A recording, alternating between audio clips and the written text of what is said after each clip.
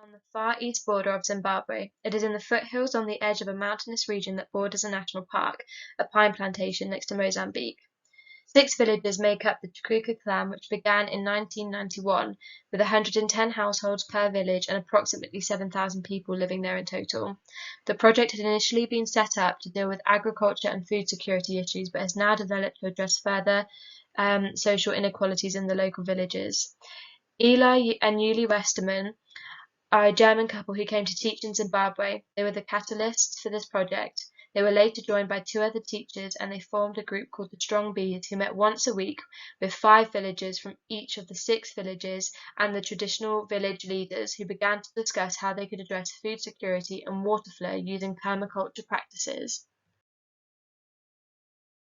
Providing the villagers with nutritious and plentiful food. Many were suffering from food insecurity and malnutrition. The hills had been stripped of vegetation for deforestation and had been used for land for grazing herbivores. However, this caused erosion gullies, which caused the removal of the topsoil layer along the drainage lines by surface water runoff.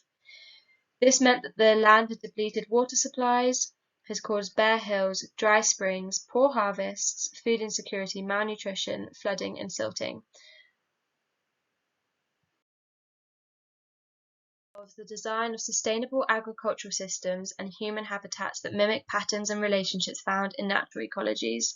The approach seeks to educate people in ways to reduce society's reliance on industrial systems of production that are argued to be systematically deteriorating the Earth's ecosystem. Permaculture works around the premise of bringing communities together through cooperation and communication. Project focused on water harvesting and water retention in the landscape. They mobilized volunteer groups in the local communities, teaching each other how to use permaculture technologies such as swales, contour bunds, and tree planting. These were central solutions to fixing the problems they were witnessing on their landscape.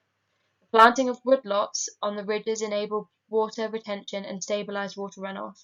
The planting of orchards below households stabilized soils, built nutrients in the soils, and infiltrated water into the landscape.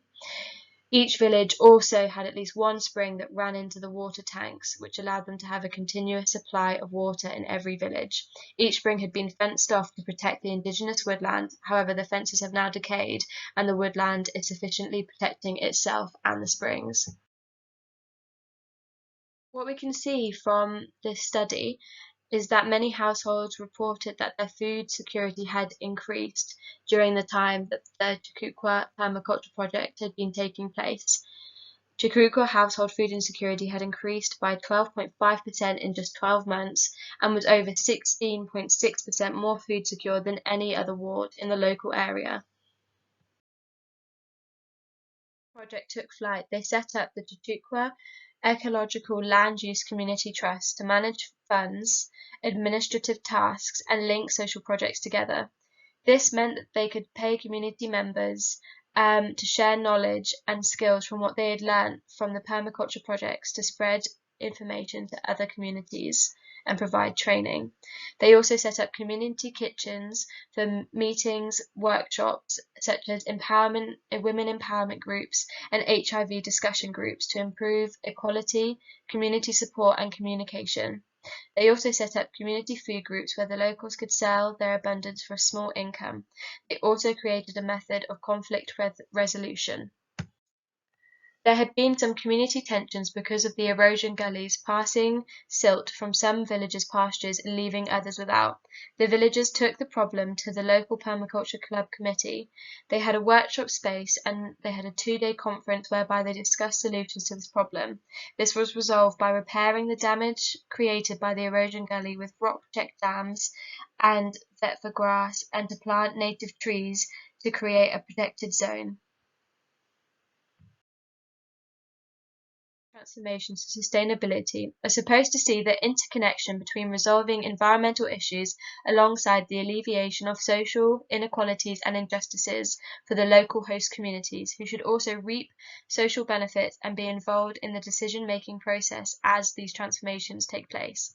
The Chikukwa Permaculture Project is a community-led initiative based on autonomy, permaculture sustainable principles, communication and collaboration, which saw the alleviation of food insecurity and malnutrition as the landscape transformed into a biodiverse and water-secure area.